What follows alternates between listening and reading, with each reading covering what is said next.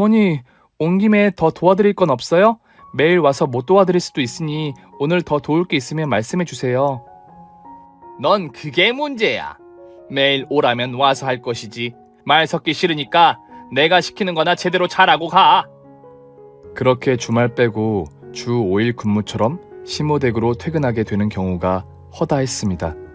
그리고 이게 일반적으로 여자 혼자 할 수 없겠다 싶은 강도 높은 수준의 일들을 시키기 시작하셨죠. 냉장고 위치도 수도 없이 바꿔드리고 벽에 드릴로 선반을 달기까지 끝도 없이 집안일을 도우라고 하셨습니다. 알바라도 되었다면 꽤 수입이 짭짤할 수준이었죠.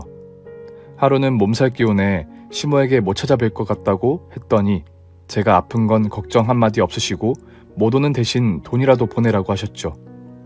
시어머니는 온갖 수단과 방법을 가리지 않고 저를 괴롭힐 계획만 짜고 있는 사람 같았습니다. 제가 시비를 따지면서 시모에게 대답이라도 하려고 하면 시모는 혈압 올라서 쓰러지는 신용까지 해가며 며느리가 시어머니를 잡내 죽이네 난리를 치는 바람에 저도 지쳐서 시비를 가리고 따지기도 싫었죠. 그리고 점점 저도 시모를 신경 쓰지 않았습니다. 그렇게 문득 엉뚱한 소리로 스트레스 게이지를 채우는 경우가 있었죠. 너는 애는 언제 낳을 거냐? 그 네 몸뚱아리로 아들을 낳을 수 있겠어? 우리는 대를 이어줄 사람이 필요하니까 혹시라도 임신을 했는데 딸이라면 필요 없으니 당장에 낙태할 각오해. 이런 말은 절대 참을 수가 없었습니다. 다른 힘든 걸 시키는 것까지도 큰 스트레스 없이 지나칠 수 있었지만 무개념으로 막말을 던지는 시모의 말에 너무나 화가 났습니다. 어머니, 아니 어떻게 그런 말씀을 막 하세요? 그런 말씀은 너무 지나치신 거 아니에요? 어머니도 딸이고 저도 딸이고 여자인데 그렇게 쉽게 말씀하실 게 아니잖아요. 게다가 아이를 죽이라는 소리를 그렇게 쉽게 꺼내시는 건 범죄나 다름없다고요. 지금 하신 말씀 취소하시고 사과하세요. 그런 말씀은 더 이상 참을 수 없어요. 뭐라고? 인연이 본성이 나을 줄 알았다니까. 사과 안 하면 어쩔 건데. 사과 안 하면 네가 어쩔 거야. 아이고, 내가 못 살겠다. 내가 너 때문에 스트레스 받아서 수명 단축되겠어. 꼴도 보기 싫으니 당장 꺼져. 내가 시키는 대로 안 하고 말도 안 들을 거면 당장 꺼지라고. 내가 결혼을 허락하는 게 아니었는데 이 불려시 같은 년 당장 나가! 그날은 어머니에게 한바탕 할 말하고 최악의 기분으로 집에 돌아왔습니다. 퇴근한 남편은 저녁 식사를 차리고 있었습니다. 어디 하소연할 데 없던 저는 남편에게 털어놓았습니다. 당신 어머니 해도 너무해. 이런저런 힘든 집안일이야 다 도와드릴 수 있지만 그렇게 도와드려도 고맙다고 한마디는커녕 맨날 지적하시고 게다가 내가 몸살까지 나서 아픈데 못 간다고 했더니 용돈으로 대신하라고 하질 않나. 오늘은 나더러 뭐라고 하신 줄 알아? 딸아이 임신하면 낙태를 시키래. 그게 하실 말씀이냐고.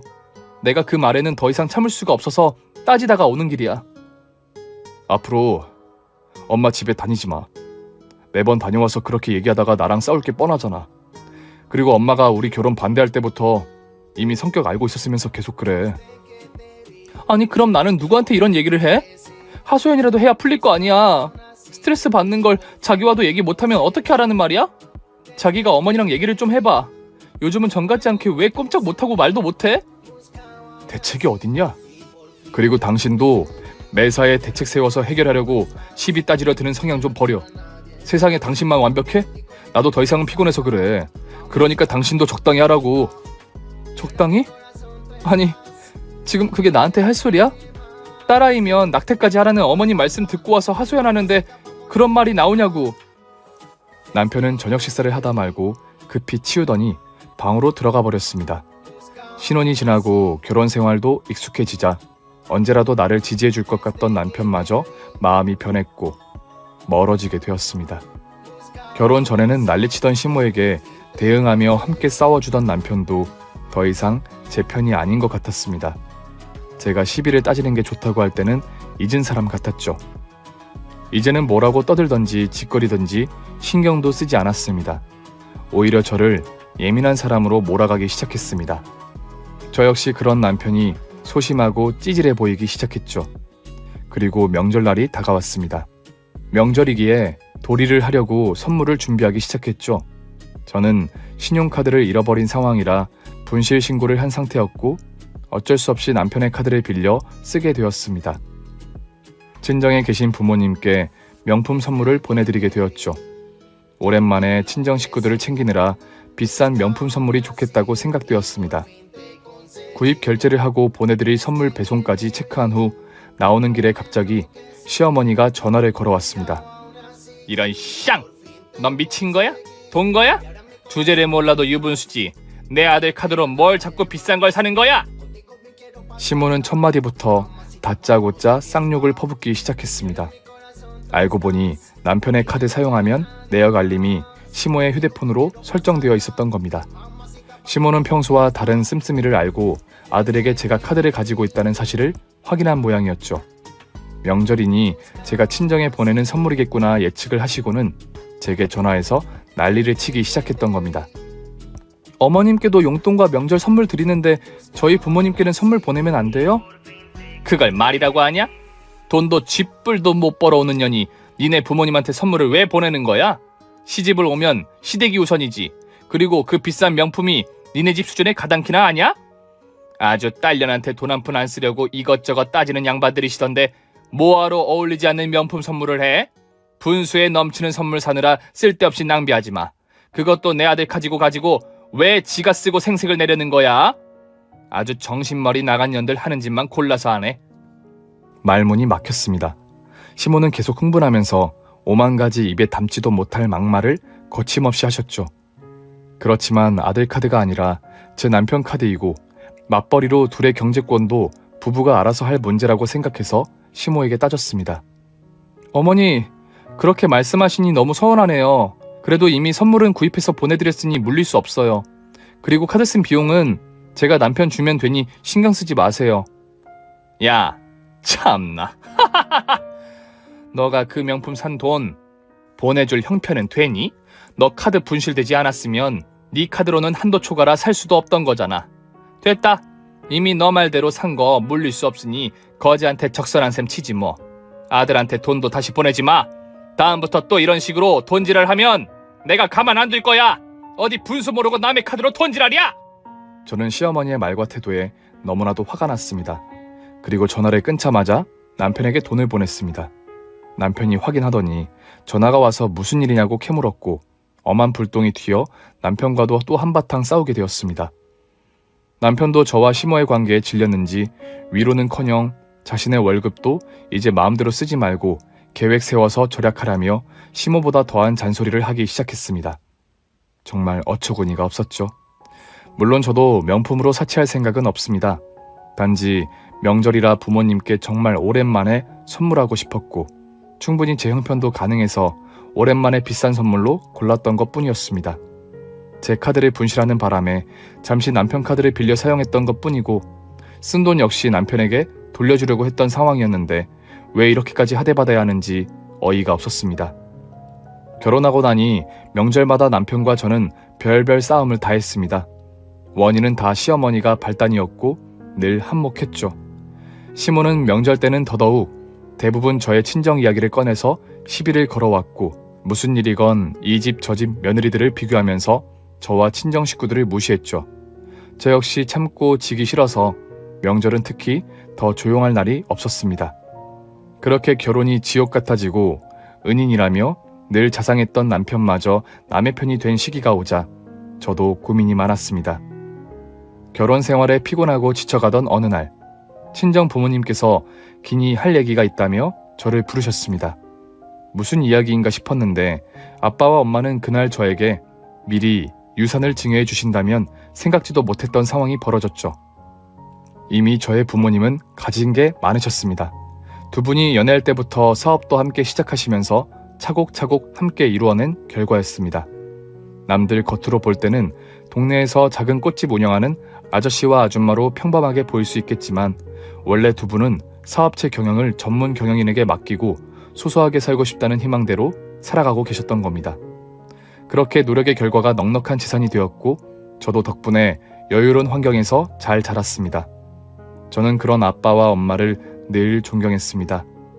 성실한 노력으로 모아온 재산이었기에 제가 증여받으면서도 조금은 부담스러웠죠. 흥청망청 함부로 쓸 유산이 아니라는 걸 누구보다 더 잘 알고 있기 때문에도 더욱 그랬습니다. 경제적으로 여유롭던 아빠와 엄마는 제게 넉넉하게 물려줄 재산이 많았으나 그 중에서 가장 돈이 많이 들어오는 몇십억짜리 건물 두 채가 좋을 것 같다며 증여할 건물을 선택해 주셨습니다. 당시 저의 힘든 결혼 생활에 위로라도 해주시려는 듯 타이밍이 맞아떨어졌죠.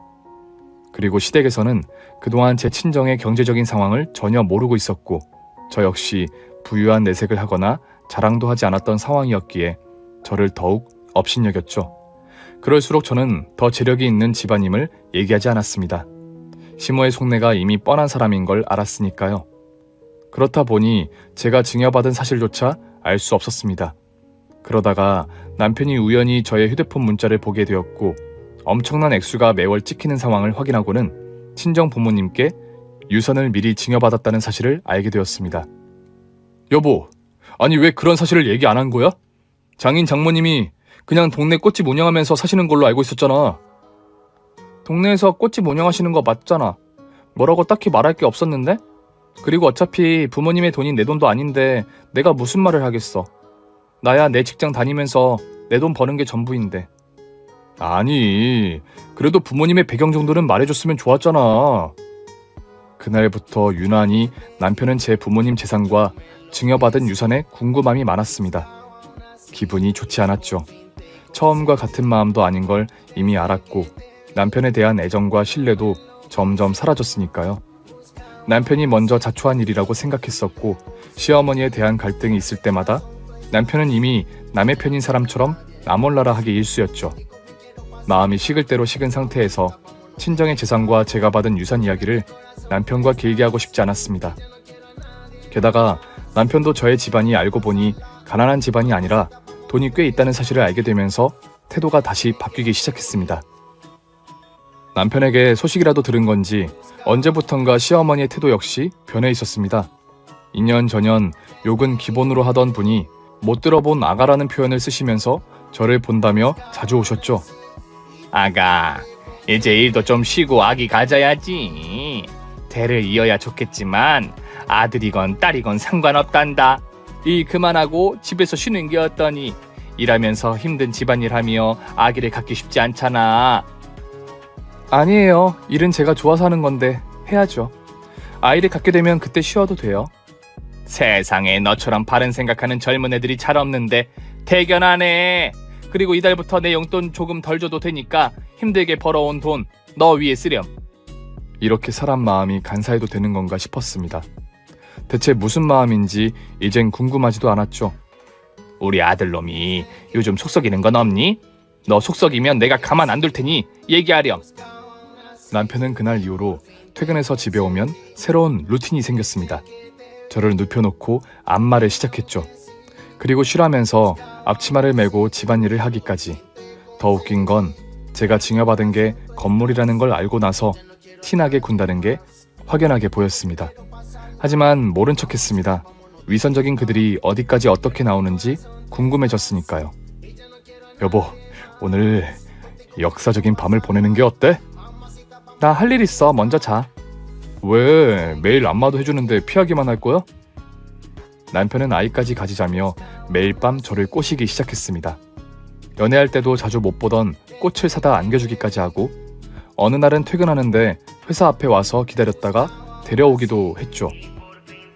그래도 힘들 때 돌아선 마음 때문인지 속이 훤히 들여다 보이는 남편에게 마음이 열리지 않았습니다.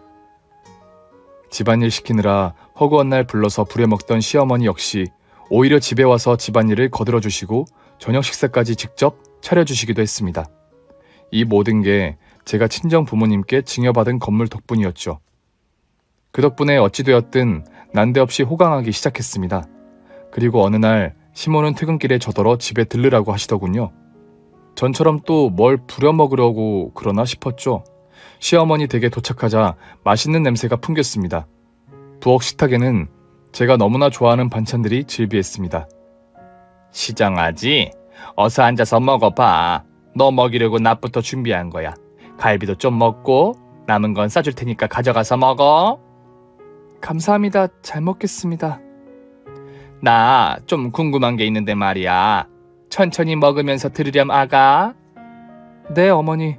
혹시 뭐 저하고 하실 말씀이라도 있으세요? 아니 사돈댁이 그렇게 실속 많으신 분들인 줄 몰랐잖니. 아가 그동안 왜 얘기를 안 했어? 그런 줄도 모르고 내가 너한테 너무 심했구나. 아들 입장 생각하다 보니 며느리 너한테 매몰차게 굴게 되더구나. 이해해다오.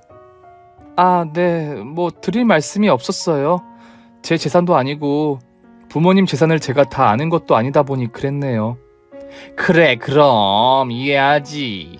아니 근데 그 너가 증여받았다는 건물 말이야. 얼마나 되는 거냐? 아가 듣기로는 너가 증여를 하나만 받은 게 아니라던데. 몇십억 단위라고 알고 있어요. 그리고 2채 받았고요. 순간 시모의 얼굴에 화색이 돌았습니다. 마치 건물 2채가 본인 소유가 된 얼굴 표정이었습니다. 그리고 제게 연신 미소를 띄운 얼굴로 또 설문조사에 들어가셨죠. 저는 순순히 답을 드렸습니다. 제 대답이 너무 마음에 드셨는지 점점 신이 나서 본성을 감추지 못하셨죠. 저는 더 이상 봐줄 수도 참을 수도 없었습니다.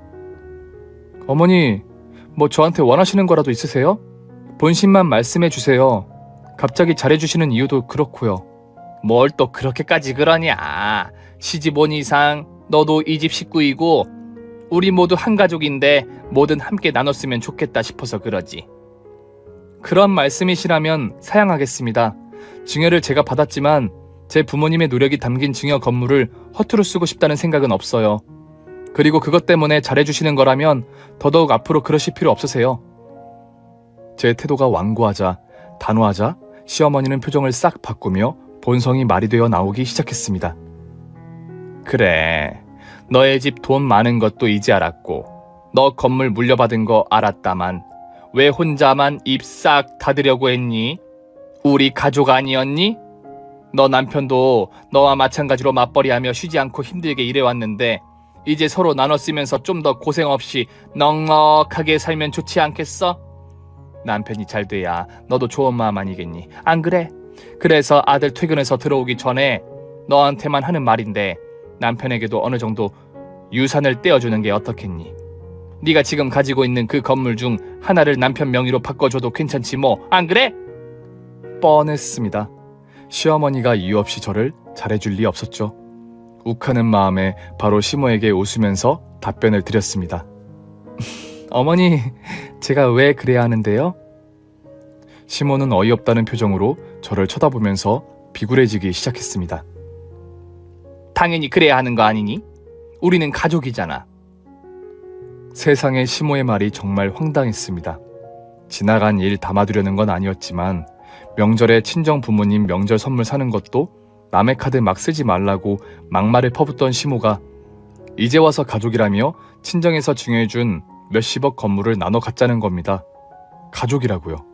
가족은 맞죠. 시모의 말대로 우리가 가족은 맞지만 그럼 가족한테 막말하면서 상처 주는 건 괜찮은 건가 싶었죠. 시어머니의 행동과 말씀 하나하나가 그저 뻔하면서도 너무너무 재미있고 어이없이 웃겼습니다. 그러는 동안 남편이 퇴근을 했고 저와 시어머니가 증여받은 건물 이야기를 나누고 있는 것을 눈치채고 남편도 가담하기 시작했죠. 여보, 우리 감정적으로 그러지 말고 좋게 풀어보자. 어? 너 하나 나 하나 가지고 있으면 장인어른 장모님도 안심하실 거 아니야. 여보. 그 순간에는 시모보다 남편이 더 싫었습니다. 간사하게 금방 식어버리는 마음에도 이미 질렸고요. 입에 발린 온갖 아양을 떠는 남편의 모습이 치가 떨릴 정도였습니다. 그래? 그렇게 건물 하나가 갖고 싶었어? 그래, 알았어. 그 건물 하나는 당신 줄게. 근데 하나는 곧 재개발 지역에 들어갈 거고 안에 입주자들도 없어서 문제긴 한데 뭐 그래도 건물주 타이틀은 달 수 있겠네. 저의 그 말에 시어머니의 표정이 어찌할 바를 모르고 있었죠. 아가, 그럼 잘 나가는 건물을 우리 아들 주고 오히려 그 건물은 너 가지면 되겠네. 제가요? 아주머니, 제가 왜요? 제가 왜 남 좋은 일을 시켜요? 이 아줌마가 진짜 보자 하니까 우리 다 돌아서면 남인데 내가 왜 그래야 돼? 시어머니가 툭하면 제게 했던 말이었죠. 남이라고. 남의 카드 펑펑 쓰지 말라면서 말이죠. 시모와 똑같이 비아냥대며 말했더니 시모는 대폭발 분노로 부들거리기 시작했습니다. 그러자 남편도 본성이 드러났죠. 미쳤어? 아줌마? 야, 이게 진짜 좋게 하면 되는데 왜 이를 자꾸 키워? 몰랐니? 내가 삭감 키워서 해결보는 성격이었던 거? 너나 니네 엄마나 염치도 없고 정말 개념도 없는 똑같은 족속들이네. 더 이상 상종 못하겠다. 어차피 돌아서면 남이고 우리도 이쯤 하고 끝내자. 너처럼 등신 팔푼이같이 엄마한테 휘둘려서 사는 남자를 남편이라고 믿고 살아온 시간이 아깝다. 너 월급 쓰는 걸 계획하고 아끼라더니 우리 부모님이 나한테 물려주신 거 탐나서 이지랄을 하니? 내가 참고만 살 줄 알았니? 당신들 속내 다 알았으니까 정 가지고 싶으면 내 빚이나 가져가. 그건 상속해줄 수 있다니까? 그게 싫다면 입 닥치고 당장 내 앞에서 꺼지라고! 정말 오랜만에 통쾌했습니다. 제 원래의 모습을 되찾은 것만 같았죠. 그리고 남편의 중심에 자리 잡고 있던 그의 소중이를 발로 걷어차서 곧 날려버릴 자세로 그들을 향해 꺼지라며 카운트를 세기 시작했습니다. 1, 2, 3, 4. 빨리 이 집에서 안 나가면 가만두지 않을 테니까 당장 꺼지라고! 할 말 다 하고 눈에 쌍심지를 켠 저를 보더니 시어머니와 남편은 놀라 일단 슬슬 자리를 피할 준비 자세였죠. 그 순간에도 저는 계속 시비를 따지며 버럭버럭 소리질러 끝까지 할 얘기를 털어놓았습니다. 시모가 저더러 딸아이를 가지면 낙태까지 미리 종용했던 몹쓸 짓을 했던 것도 까발리며 따지고 들자 그들은 36개 주랭랑을 쳤습니다. 그날 이후 남편과 시모는 지난날 자신들이 제게 저지른 과오를 용서해달라며 울며 불며 제 앞에서 무릎을 꿇고 빌기 시작했습니다. 다행히 남편과 살고 있던 집도 아빠가 전세로 신혼집 마련을 해주셨던 거라 그 야단이 나고 나서 저는 집 비밀번호도 바꿔버렸죠. 그리고 계속 찾아오는 남편에게 웃으며 남편 짐을 싸서 밖으로 내던져 버렸습니다. 결국 저는 남편과 이혼할 수 있게 되었습니다. 이혼 후 저는 하던 일을 그만두고 건물 임대료를 받으며 관리도 잘하면서 즐겁게 살게 되었죠. 진작에 그 무개념 인간들에게서 빨리 벗어나지 못한 시간이 아쉬웠지만 이제라도 제 자신을 찾은 것 같아 속이 후련했습니다. 이후 저는 제 삶을 잘 찾아가고 있었습니다. 부모님이 주신 재산을 절대 흥청망청 쓸 생각이 없었으니까요. 그리고 부모님처럼 근검절약하면서 잘 관리해 나가고 있습니다. 이혼 후 알게 된 전 남편의 소식은 참혹했습니다. 그는 졸지에 회사에서도 권고사직을 당하게 되었고 시모의 밑에 얹혀 살게 되었답니다. 이혼의 후유증이 컸던지 백수건달처럼 일할 생각은 하지 않고 술만 마셨죠. 정말 찌질하게 살면서 끊임없이 제게 연락을 해왔습니다. 항상 낮이고 밤이고 술에 취한 목소리로 전화를 했고 저를 그리워하면서 매달렸습니다. 그 와중에 무개념의 시모 역시 전 남편과 마찬가지로 촛배의 신세로 전락해 간암 선고를 받았다고 소식을 들었죠. 그러면서 제게 또 돈을 부탁하더군요. 그 소식을 끝으로 저는 집도 연락처도 모두 바꿔버렸고 무개념의 그들과 영영 거리를 두게 되었습니다. 살면서 변하지 않는 마음은 없겠죠. 특히 이성 간의 마음은 불변하는 게 쉽지 않겠지만 이혼을 겪으면서 사람 마음이 너무 가볍고 간사하다는 생각을 참 많이 하게 되었습니다. 그래도 저는 제게 본보기가 되어주신 저의 부모님 덕분에 변함없는 사람으로 살아가도록 노력하고 있습니다. 나답고 당당하게 인생 살기로 결심한 돌싱녀의 사연은 여기까지입니다.